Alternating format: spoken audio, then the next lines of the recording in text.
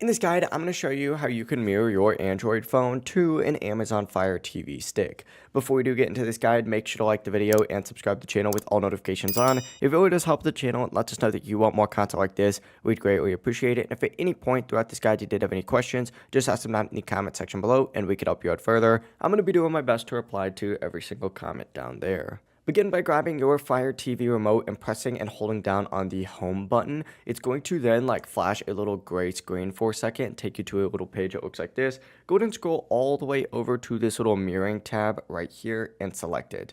Your Fire TV is now going to be on a page that looks like this, which shows your Fire TV name. It's essentially now just waiting for a device to connect to.